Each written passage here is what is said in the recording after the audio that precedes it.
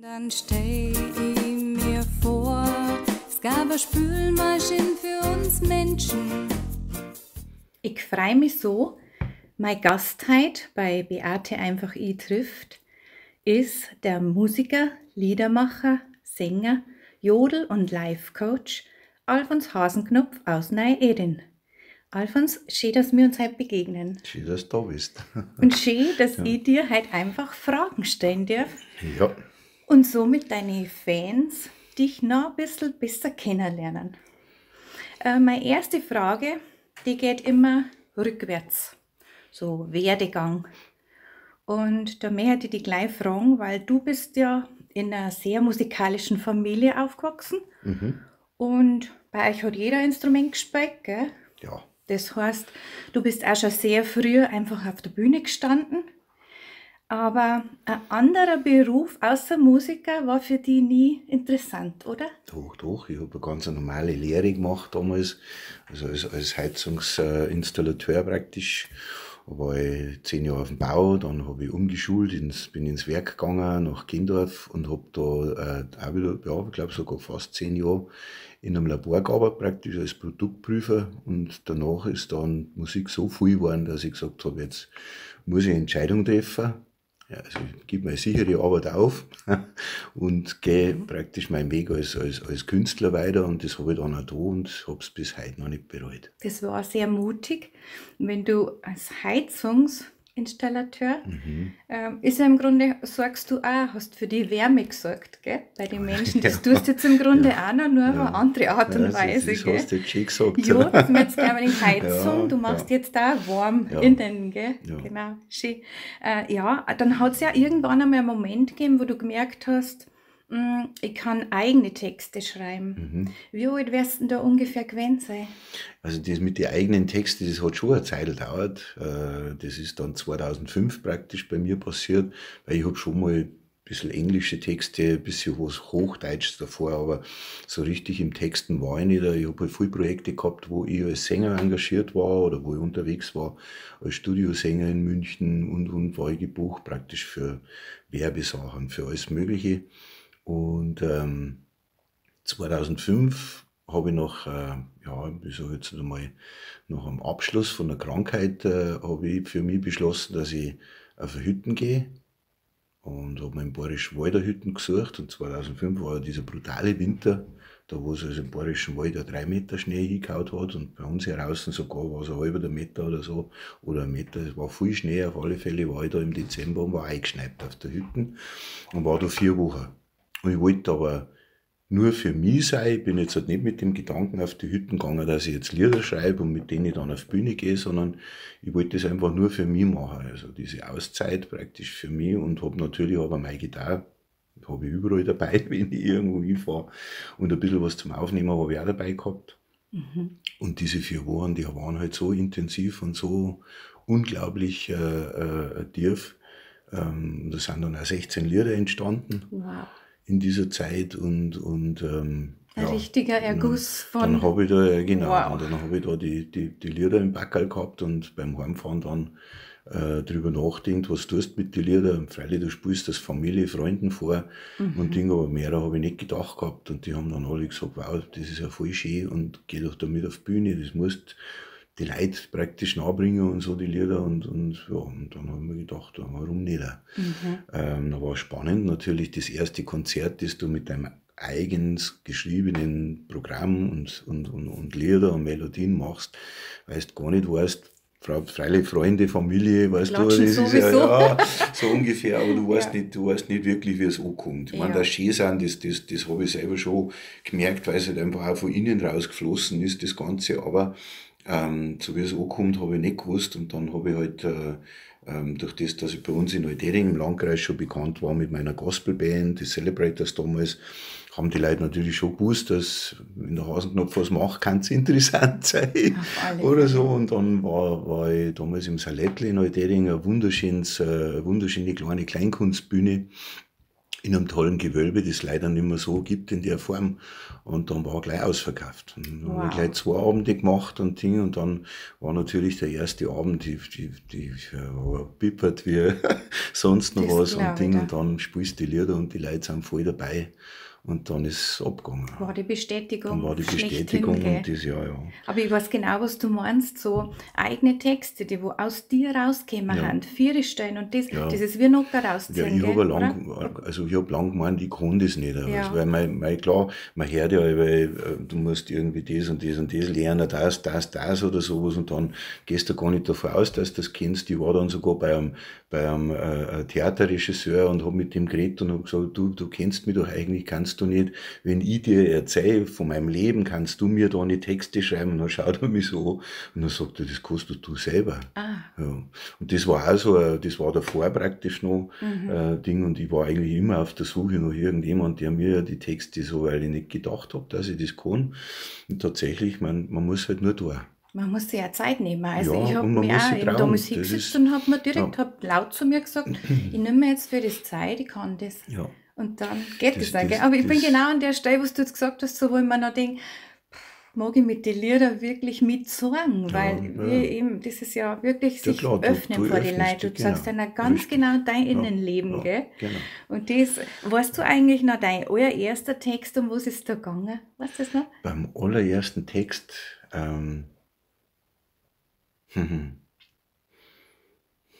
da muss ich jetzt Glaube ich, direkt- das ist so lange her. Ja, das ist schon gar lang her, aber ich glaube, ich habe sogar auf der damalig entstandenen Heimkimmer-CD, so wie es geheißen hat, hätte es sogar in der Reihenfolge drauf, wie es entstanden sind, tatsächlich damals. Ich weiß jetzt, ich glaube Papa sei. Ja, Papa sei. Das Oh, war's. Weil schön. ich bin ja da praktisch, da war meine Tochter gerade 3 Jahre alt. Mei, und du holst natürlich viel ab mit Ja, dem Text. ja, genau, Jeder, der ja. Papa ist, Ja, ist ja, dann bei dir ja. dabei. Ja, mich interessiert das schon, weil wenn man selber Texte schreibt, das ist mir auch irgendwie aufgefallen. Und du singst dann die Texte ständig. Das ist ja wie, heute machen ja Menschen so oft so Affirmationen, die sagen sich das ganze Monat denselben Satz. So, und wir Musiker, wir singen ständig dieselben Texte. Ja. Hast du die Erfahrung auch schon gemacht, dass sich dann da was verändert, wenn du deine Texte ständig singst, ändert sich im Außen auch was? Ja. Schon, okay. Ja, definitiv. Es ist ja, ich glaube, das Wichtigste für uns auch zu wissen ist, wie doch auch manipulierbar Musik ist. Das ist auf alle Fälle auch es gibt Leute, die ziehen sich halt nur irgendwie Heavy Metal oder, nein, Heavy Metal geht ja noch, aber dieses Death Metal rein und die sind dann auch so aggressiv, wie die Musik ist und. Und deswegen, Musik hat eine ganz starke Wirkung, finde ich. Sowohl Und heilsam, Sowohl, genau, heilsam, aber aber auch halt einfach in die andere Richtung, dass du halt dann richtig reinpushen kannst oder wie immer. Und mit diesem Hintergrund oder so, wenn du dann Musik gehst, dann ist sowieso, also vor allen Dingen, wenn du vorhast, wie du vorher gesagt hast, die Leute Wärme ins Herz zum geben oder so. Ich meine, das ist jetzt halt nicht für mich nie so gewesen, dass ich mir gedacht habe, ja, so und so, sondern weil ich von Haus aus so ein Mensch bin, praktisch, der seine Erfahrungen gern eben auch weitergibt. Ob es jetzt positive waren, negative, warme, kalte, keine Ahnung, irgendwie alles. Und trotzdem ist es aber so, dass die Musik, die du machst, eine Wirkung hat. Und das, wenn man sich bewusst ist und wenn man das auch merkt so und die Leute dann anschaut, und am schönsten ist, wenn du da ein Konzert hast und du gehst auf die Bühne und siehst die Menschen am Anfang und du siehst es danach, wenn sie heimgehen. klar. Und wenn Brauchst du gar da keine die Worte nicht, das ist Veränderung einfach, genau, spürst, gell? richtig. Ja. Du sagst, jetzt habe ich es abgeholt. Ja, genau. Ja. Schön. Ja. Also bei dir, ein Text hat ja auch mal geheißen, wenn der Berg ruft. Und wenn man die so beobachtet, oder ich habe viele Filme von dir, Videos so angeschaut, dann der Berg, der kehrt zu dir, gell? Ohne Ja. Berg, also kannst du gar nicht. Das Nein, ist dein die- Steckdosen Ja, irgendwie. ja, das ist ja praktisch, mein Stammbaum geht ja Richtung Südtirol. Da kommen die Hasenknopf her und sind dann praktisch, haben sie in Berchtesgaden niederlassen. Da gibt's Hasenknopf wie Meier und Schmidt bei uns hier draußen, also wie Sand am Meer, sage ich jetzt einmal. Ja. Und natürlich, ich hab das Berglerische im Blut und deswegen bin ich so gerne in die Berg. Und auch mit dem Jodeln, klar, weil bei Mit dem Jodelst du Jodeln. am schönsten. Genau, ich war schon In in die einem Berg. Jodelkurs von Ja. dir. Ich bin gerade noch nicht mit dir auf den Berg gekommen. Ich Ja. war erst im Einser. Im Einser, ja. Und war da schon beeindruckt. Habe mir gedacht, wow, also das ist schon erstens musst du das zuerst einmal selber beigebracht haben, du musst ja auch Technik haben. Und dann nimmst du die Leute mit, weil du möchtest ihnen praktisch das zeigen, das hilft dir, vielleicht hilft es auch jemand anders. Oder so Ja, in ja. der Art muss immer das, darum nennt man die ja neuerdings Life-Coach, wo ich ganz überrascht war, wie ich das gelesen habe. Und ich denke, wow, Life-Coach, da hast du es aber schon ganz schön weit vorwärts gebracht. Ja, jetzt. Also, weil das habe ich mir nicht gegeben, den Life-Coach, Nicht? aber nein. so stehst du, wenn man die googelt, Ja. kommt Musiker und Life-Coach. Und man denkt, das war jetzt interessant, ist das schon 50-50 mittlerweile bei dir? Ja, definitiv. Ja. Von der Zeit schon, gell? Hat sich das auch sehr schön entwickelt, auch mit den Kursen, weil es ist ja, das Jodeln ist eigentlich nur ein Transportmittel für das, was eigentlich dahinter steckt. Und das eigentlich dahinter steckende ist der Mensch, also das Ganzheitliche, mit der Stimme, mit seinem Körper, mit der Atmung, mit dem, wer bin ich, was bin ich und wie präsentiere ich mich nach außen. Und da ist ja die Stimme natürlich unser Hauptträger nach außen, so wie ich praktisch mit meiner Stimme rüberkomme, so wirke ich bei den Leuten. Und da ist das, wie gesagt, das Jodeln ist da ein unglaublich schönes Werkzeug, dass man die Menschen da hinbringt, dass sie sich wieder spüren erst einmal, dass sie eine Kraft wieder mitkriegen und das ist halt so interessant, was da passiert. Und mittlerweile geht's so weit, dass meine Kurse Jodel-Retreats sind, das heißt Jodeln und Stille, also habe ich eben auch mit im Programm mittlerweile, weil mich das so interessiert hat, wenn wir beim Gipfeljodeln zum Beispiel sind, da haben wir in einer wunderschönen Holzkirche, das ist ein unglaublicher Kraftplatz. Wenn man da drin hat jodeln und wenn du die richtige Gruppen hast, und so war es jetzt auch bei den letzten Male, das hat sich auch so entwickelt, dass halt irgendwie die Leute, die da gekommen sind, halt einfach alle schwieriger waren. Und so hat sich das dann so ergeben, dass nach die Jodler, wenn wir einen Jodler gemacht haben, einen schönen, dass dann nicht gleich brappelt worden ist, sondern dass die Leute halt ganz stark waren, andächtig und nachgespürt haben. Und dann ist mir eben der Gedanke gekommen, das ich ja schon lange eben auch, mit mir dran habe, eben intensivere Kurse zu machen, wo es halt wirklich um die selber geht, um die Menschen selber und das Jodeln als Werkzeug. Und deswegen Jodeln und Stille, also inneres Heimkommen nennen sie das. Und ich habe den ersten Kurs jetzt im Oktober gemacht und das war unfassbar, wie schön das war. Du hast aber noch einen vor Weihnachten, gell? Ja, genau. Habe ich gelesen und habe mir allem gedacht, so, wie, da steht dort, man darf nicht reden, aber jetzt so ganz schlimm für mich, weil ich unterhalte mich ja gern. Aber nur das fällt so, uns alle schwer, weil wann bist du schon, ich sage jetzt mal nicht genötigt, aber wann hast du die Möglichkeit einmal wirklich mit vielen Menschen, es waren 20 Leute, zum Sein, ohne dass man redet. Und das ist unglaublich, also schon beim Essen oder so, wenn du da sitzt, wo normalerweise eine Lautstärke ist, aber du nimmst das Essen ganz anders wahr, du spürst die ganz anders, du schaust die Menschen ganz anders an, man wird viel sensibler auch für sich und so weiter aber am mächtigsten einfach die Wirkung nach so einem Jodler, und ich habe da spezielle Jodler auch, die wirklich ins Herz gehen, die dürfen reingehen, wo sich eigentlich fast keiner erwehren kann oder so dagegen, in sein Gefühl zum Steigen. Und danach dann in deiner Ruhe zum Sein. Für die einfach nur spüren, was hat jetzt das mit mir gemacht? Wie geht's mir damit? Und dieses Auseinandersetzen. Und natürlich, wenn was hochkommt, dann ist der Raum da, dass jemand zu mir kommt und sagt, bei mir hat das jetzt das und das ausgelöst oder so, und ich habe genug Lebenserfahrung und genug für mich selber erlebt und für mich selber gewurstelt aus sehr vielen Situationen im Leben, dass ich weiß, damit umzugehen. Und deswegen. Darum passt der Berg auch so schön zu dir, finde ich. Ja. Weil man geht rauf, wie im Leben, Höhen und Tiefen. Man ist wieder mal unten, dann geht man wieder rauf. Dann geht man wieder runter, damit man noch einen Herrengipfel erklimmen kann. Genau. So, das ist auch so ein schönes Bild für Bergaufsteigen. Und ich habe mir sogar im Vorfeld geschaut, was ist denn der Alfons, warum, das ist so ein schöner Name, mein Vater heißt Alfons, mein Opa hat Alfons geheißen, mein Taufpate heißt Alfons, und jetzt muss ich mal schauen, Alfons, weißt du, was dein Name bedeutet? Ja, okay. Also ich habe gelesen, kampfbereit. Ja, kampfbereit darf ich jetzt halt nicht so sagen. Alfons mag schon ich glaube, es kommt ja vom Griechischen her.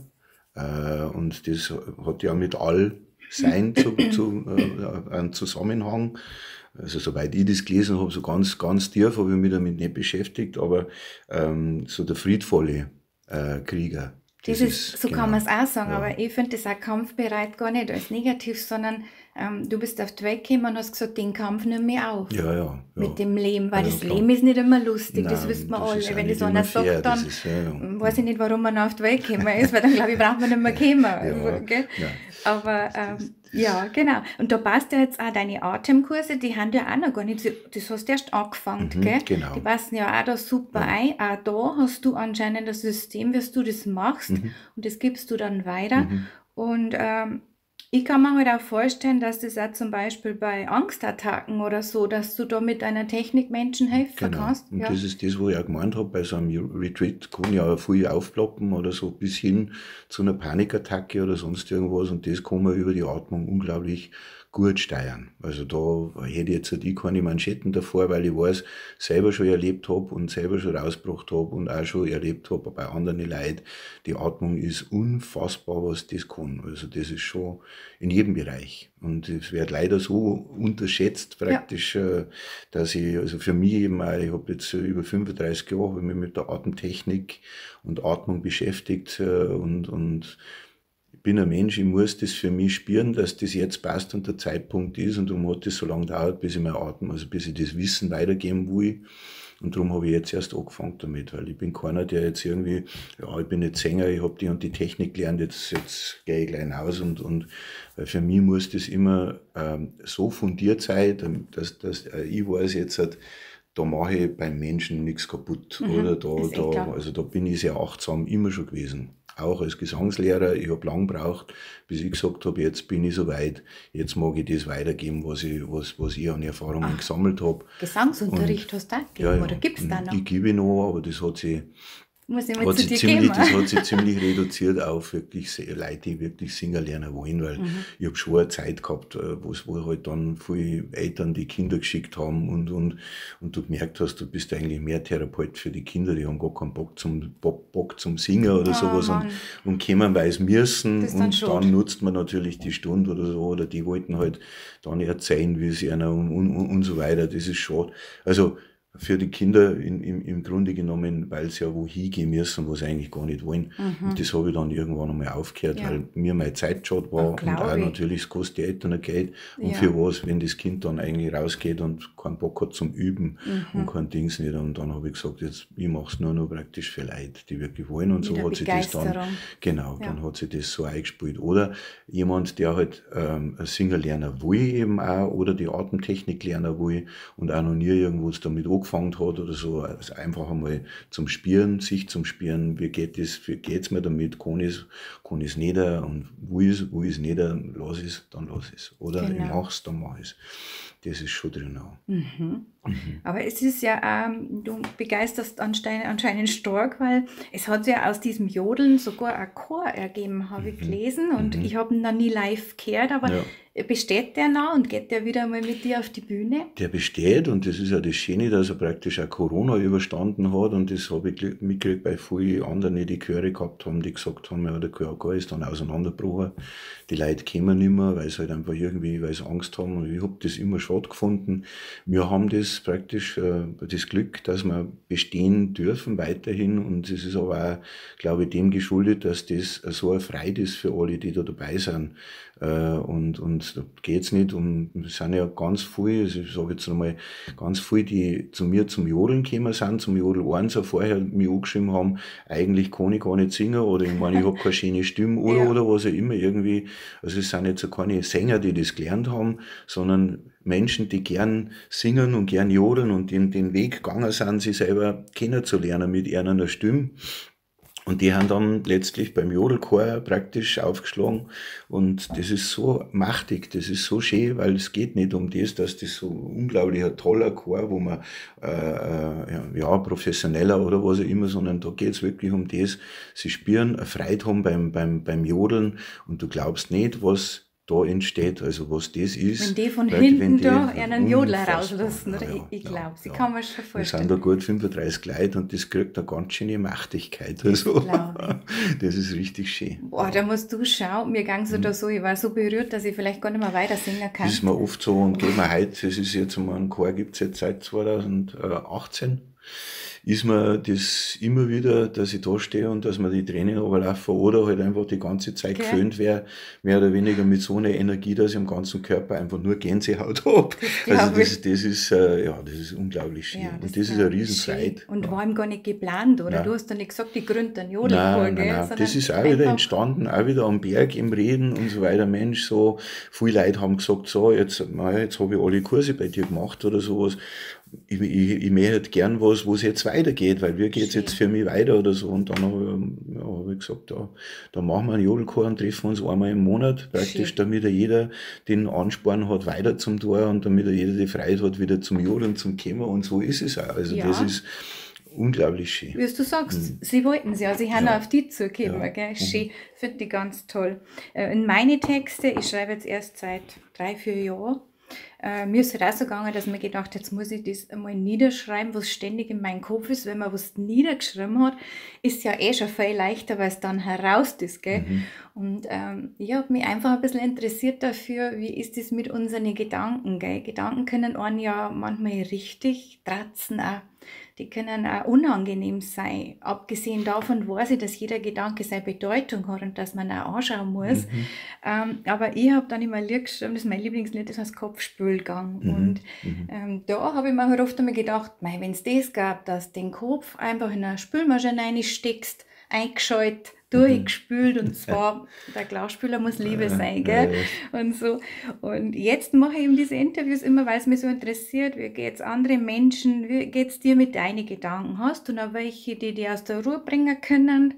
Oder, ja? Ja, ich glaube, dass jeder von uns gerade auch jetzt in der Zeit halt einfach wirklich immer wieder Momente erlebt, wo es einem beidelt, wo du in eine Existenzangst reinkommst als Künstler natürlich oder alle Selbstständigen. Die beidelst da schon hin und her, wie geht's weiter, was ist der Weg, wo geht's hin, aber für mich mein Vorteil, ich habe schon so viel erlebt im Leben und so viele Höhen und so viele Tiefen, also auch richtig tiefste Tiefen Tiefste Täler. erlebt oder so, dass ich weiß, erstens, es geht immer weiter, das ist irgendwie so blöd dahingesagt, aber es ist tatsächlich so. Es kommt nach jedem dunklen Tunnel, kommt irgendwann ein Licht und du weißt, da geht's aus und irgendwann bist du draußen und dann stehst du wieder im Licht. Das Einzige, was man halt nicht bleiben soll, ja, das ist lang stehen bleiben. Man kann schon mal stehen bleiben und sagen, boah, ich bin mega erschöpft, ich kann nicht mehr, ich mag eigentlich nicht mehr oder was auch immer irgendwo, aber das darf nicht zu lang dauern. Dann muss wieder der Gedanke kommen, hey, warum denn eigentlich? Ich meine, das Wichtigste für uns ist ja Gesundheit. Das ist einmal das Allerwichtigste. Und solange ich gesund bin, kann ich in meinem Leben alles bewältigen. Das hat mir meine Mama gelernt. Also, und da bin ich unglaublich froh drüber, weil, wie gesagt, ich bin Gott sei Dank also ein Glücksmensch, der immer wieder aufsteht. Immer wieder. Und wo das herkommt, weiß ich nicht, weil, wie gesagt, manchmal hast du wirklich keine Kraft und keine Lust mehr und kein gar nichts irgendwie hängst dann. Aber klar habe ich das auch, solche Gedanken Also auch. Gedanken, Jetzt ja. nicht mehr so viel, weil natürlich eben auch mit dem, erstens bin ich viel beschäftigt. Ja, gar mit nicht Zeit schönen zum Sachen, mit Nachdenken. schönen Sachen. Das ist das, was halt einfach auch durch das, was dich glücklich macht. Und das ist ganz wichtig, so Inseln schaffen, so Kleinode schaffen, wo du weißt, das tut mir jetzt gut, und dann, wenn ich merke, ich fahre wo runter, dann tue ich was mir gut tut. Und so kann man praktisch das auch umgehen, dass man so lange in dieser Schleife, in dieser Gedankenschleife immer drinnen bleibt und. Oder so ein Und was ich auch Kritiker, gemerkt habe, ist auch die Atmung. Kommen wir wieder dahin, die Atmung ist einfach ein unglaubliches Werkzeug, dass du die im Kopf frei machst, also dass du die klar machst. Dass dieses, oft ist man ja so vernebelt in der Birne. Ja. Und dann schlagt ja praktisch diese Gedankenwelt noch viel mehr dazu, weil du halt einfach schon so irgendwie im Wald stehst und kennst dich nicht mehr aus oder sowas. Und da ist halt das Schnaufen, und da brauchst du gar nicht lang. Du kannst über die Atmung so schnell schaffen, dass dein Kopf wieder klar wird, und dann fühlst du ja ganz anders, weil du halt einfach auch, du kannst dich so, also ich nenne es ja Poweratmung praktisch dann, die man da macht, damit du da in relativ kurzer Zeit aus dieser Schlappheit, aus dieser Trägheit, aus diesem grauen Nebelgrau halt einfach die rausatmest.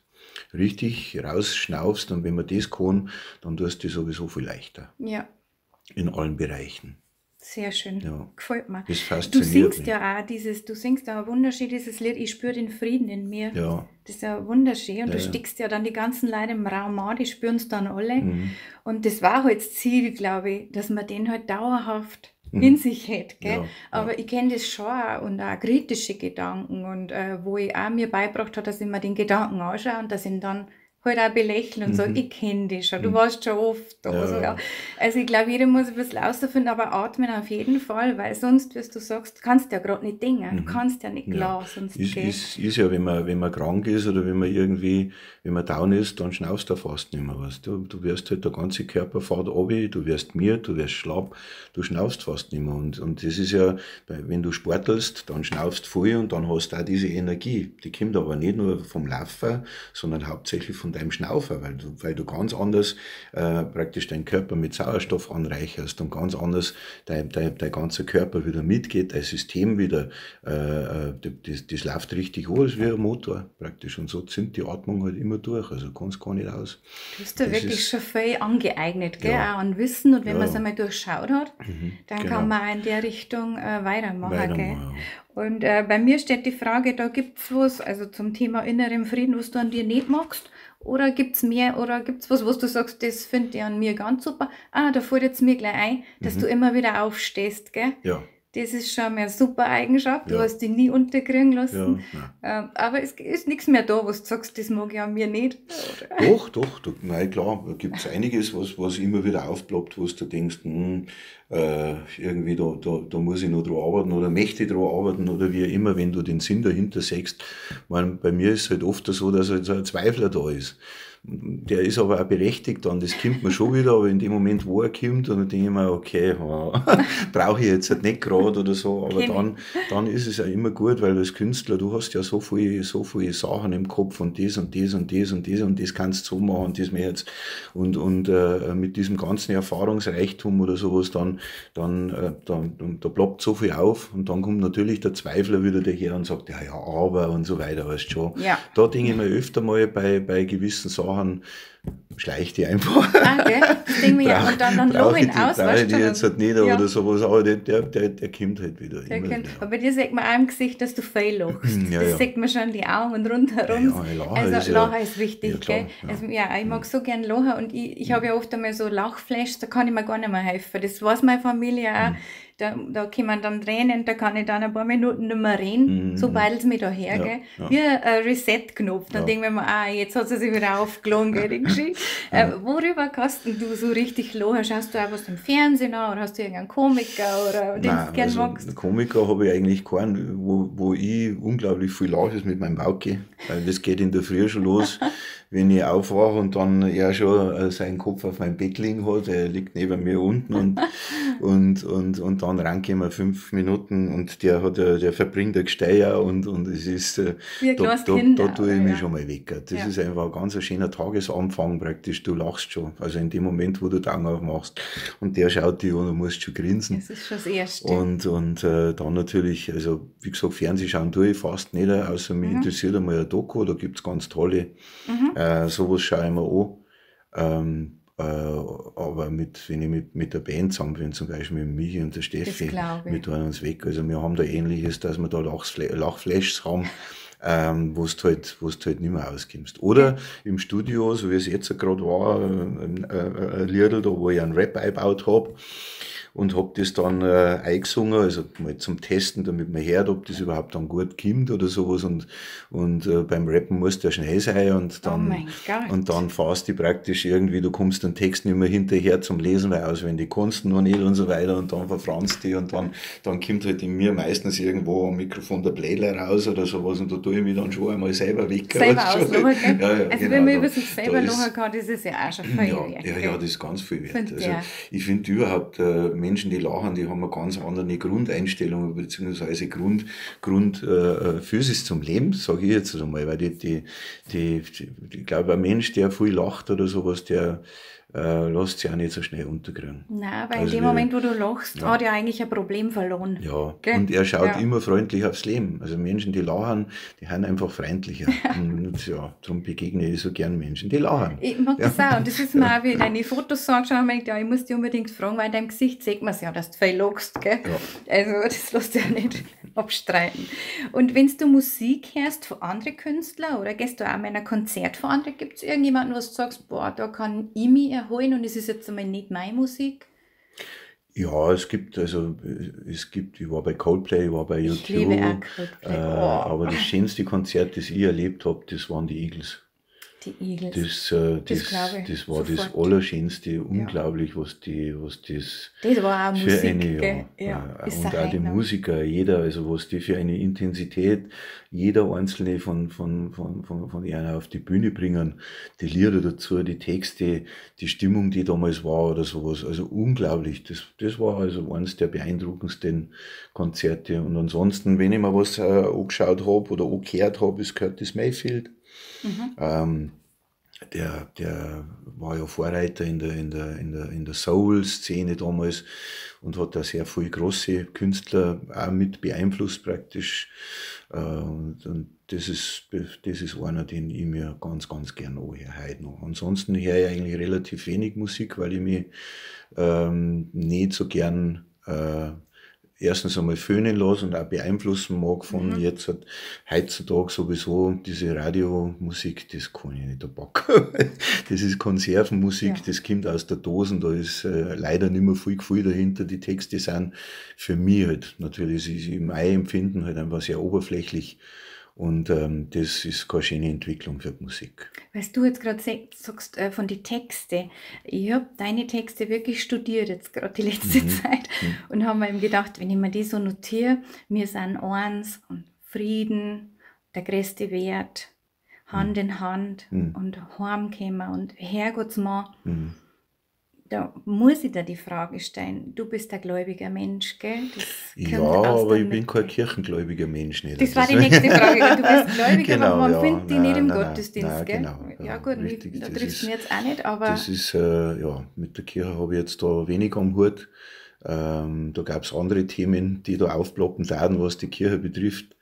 Aber natürlich habe ich meinen Glauben. Also so wie ich es immer singe, für mich gibt es einen Gott auf dieser Welt, ja, und der hat praktisch, der beeinflusst meines Erachtens alle Glaubensrichtungen, bloß halt die Beanspruchung von den verschiedenen Glaubensrichtungen auf dieser Welt beansprucht halt jeder. Wir haben einen Gott und ihr habt einen Gott, aber unser Gott ist der richtige, keine Ahnung, oder unser Glaube und so, und da bin ich schon raus, weil ich denke, da bin ich auch raus. ich denke, so in das gehe. ja, genau. Es gibt für mich da bloß eins. Und das ist die Liebe, der Mensch auf dieser Welt, was außerhalb von dieser Welt noch ist, im Universum, war vermessen zu sagen, wir sind die einzigen Lebewesen in diesem Riesenuniversum oder sowas Ding. Also, und auch wo wir herkommen, da gibt es auch verschiedene Thesen und so weiter, dass du als Seele reist praktisch, also Seelenreisen machst und schon viele Leben gehabt hast auf der Welt,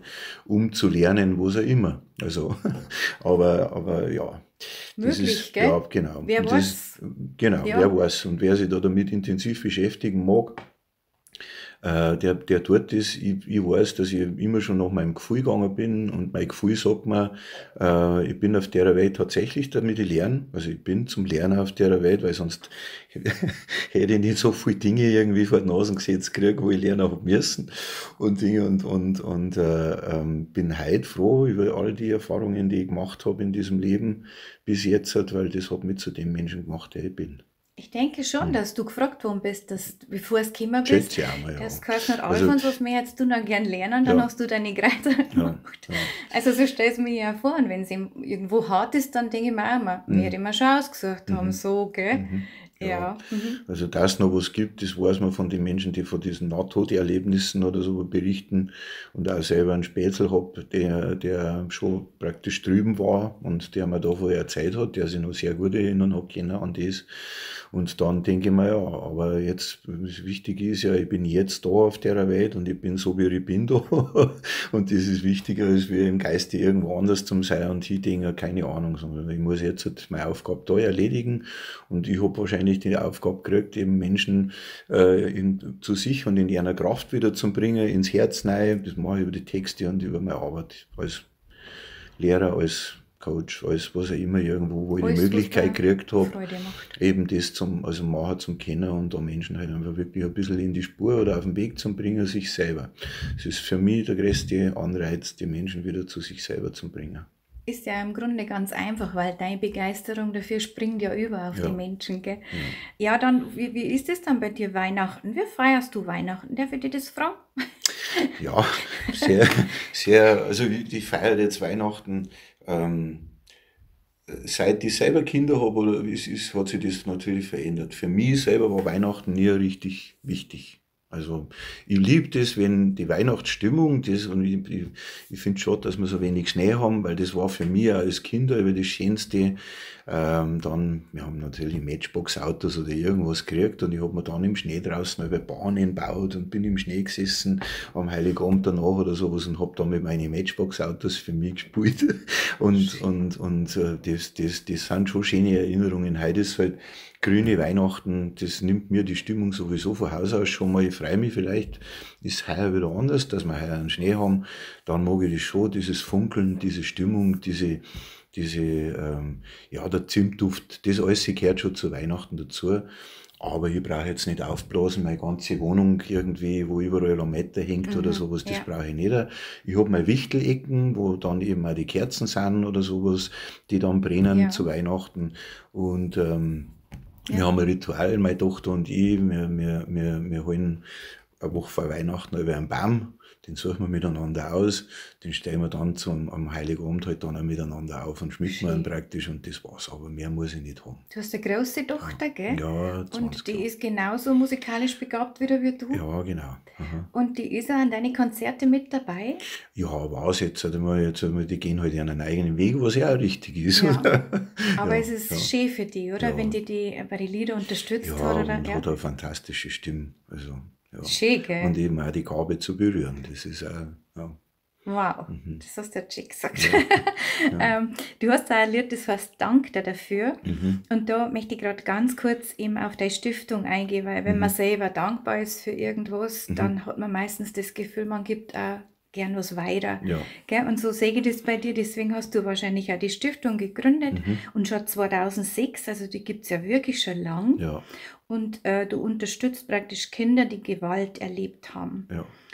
Was ist da aktuell so? Du hast ein Team wahrscheinlich, die dir da die Arbeit ein bisschen abnehmen, weil wir gehen das und kommen wirklich Leute nach und wir können dir helfen, wenn Betroffene kommen. Also das Team nimmt mir in dem Sinn keine Arbeit nicht ab, weil ich bin praktisch als Vorstand der wo am weitesten draußen ist von der Arbeit, die die wichtigen Leute machen, und das sind bei uns halt in der Region die Pflegefamilien, alle, die praktisch Pflegekinder haben, und auch die in Einrichtungen arbeiten, wo halt sozial Schwache, sage ich jetzt einmal, jetzt ja blöd an, oder wo halt Kinder und Jugendliche aufschlagen, die halt körperlich, seelische, sexuelle Gewalt erlebt haben. Das Thema ist nicht erledigt, gell? Das Thema ist nicht vom Tisch. Das gibt es immer noch. Ja. Und jetzt nach Corona noch viel schlimmer, weil durch das, dass ganz viel halt einfach daheim eingesperrt waren, mehr oder weniger, wo vorher schon praktisch der Fluchtort, das Rauskommen, die Schule, das was weiß ich was, der Lockdown hat dann das noch komprimiert, diese gewaltbereiten Familien, keine Ahnung, was halt da schon ist halt jetzt die Welle langsam, die aufschlägt, wo du weißt, da kommt das halt einfach nochmal viel schlimmer daher. Und was könnt ihr da? Das Schöne ist, wenn man es schön bezeichnen kann, weil an so einem Ding nie was Schönes dran ist, außer das, dass man weiß, man kann helfen und man hat geholfen. Das ist, dass wir Kinder und Jugendliche Therapien finanzieren können, die normalerweise von der Kasse oder vom Staat nicht finanziert werden. Wow. Oder aushelfen können in allen möglichen Lagen. oder dafür sorgen können, dass wir Prävention schon praktisch in Schulen, Kindergärten schon machen, damit Kinder, Jugendliche erfahren, manche Dinge muss ich mir nicht gefallen lassen, manche Dinge, da darf ich auch Nein sagen, manches Übergriffige oder.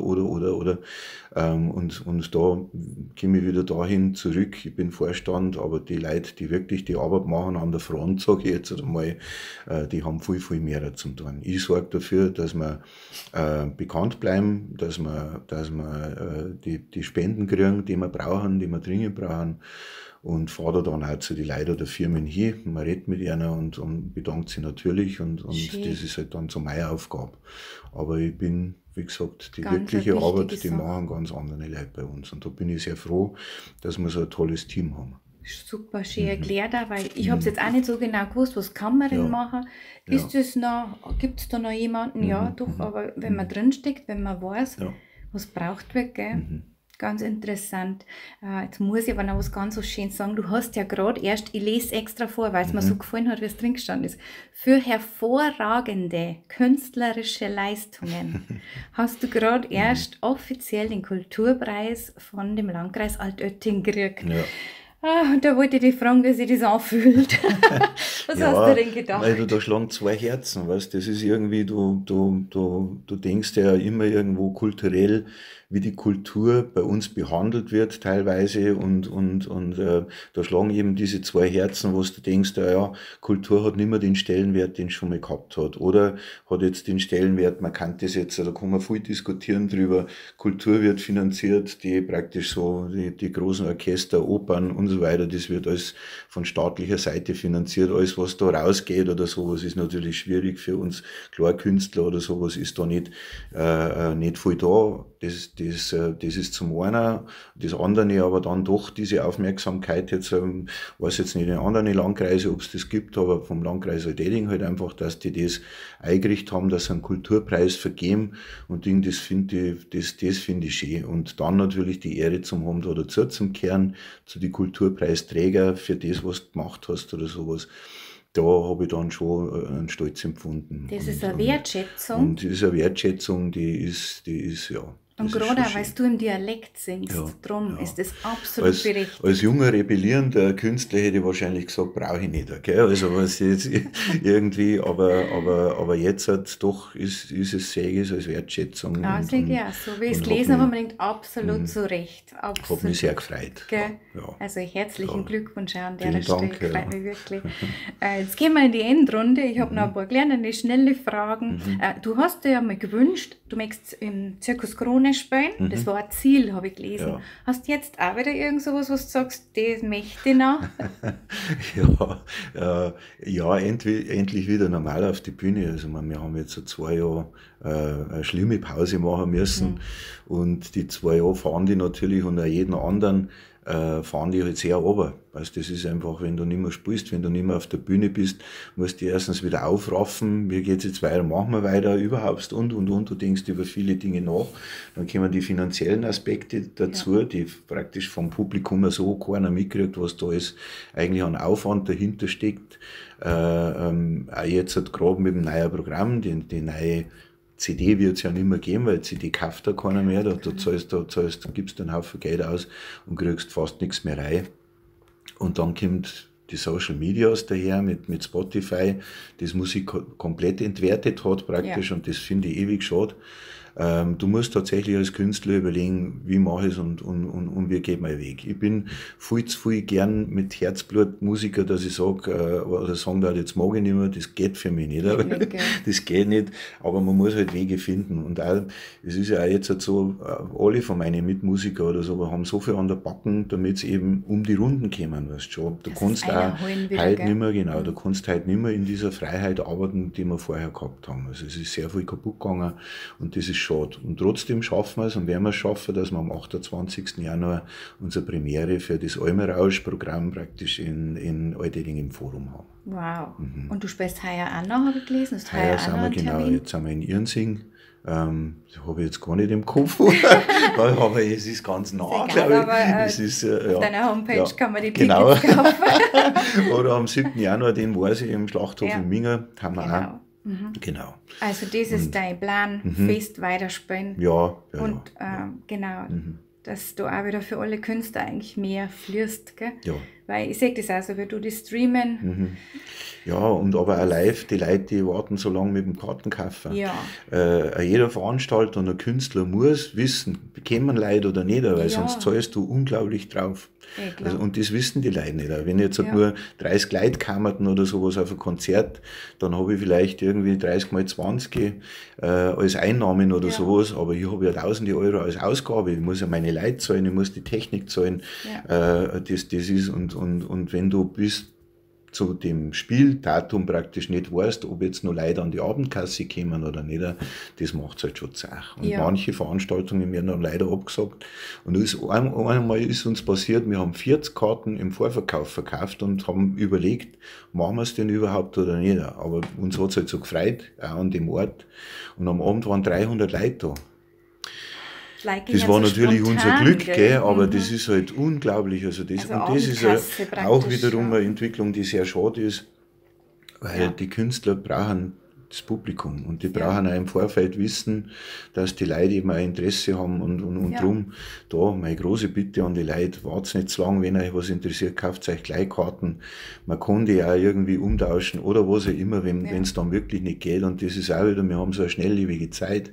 Heute mag ich das, morgen mag ich das und das ist halt so schade. Ja, schau, da habe ich nämlich, ich hätte noch so eine Frage gehabt, so, heute kommt noch der Harry Potter zu dir und gibt dir den Zauberstab und sagt, du darfst jetzt von 0 auf 100 für Ja. die Welt irgendwas sofort verändern. Ja, Was verändert es denn? Frieden machen. Ja. Ja, absolut. Ja, ich glaube, das darf jetzt Wir auch haben, jeder sagen. also gell? ein Spruch hat mich von der Teilnehmerin, die bei dem Jodel-Retreat, bei dem Stille und Jodeln war, die am Schluss dann in der Abschlussrunde gesagt hat, auch für sich eine schöne Erkenntnis und auch für uns alle, wenn alle Menschen einmal einen Tag das Mai halten taten auf der Welt, dann hätten wir wahrscheinlich Frieden. Ja, so ein schöner Das ist ein wirklich schöner Satz, ja.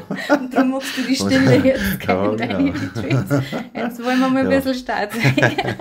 Ja, und das Nein. tut gut, weil dann Ja. kommt der Mensch wieder dahin, wo er überlegt, wer bin ich denn selber. Ein guter Spruch. Ja, du hast recht, Alfons.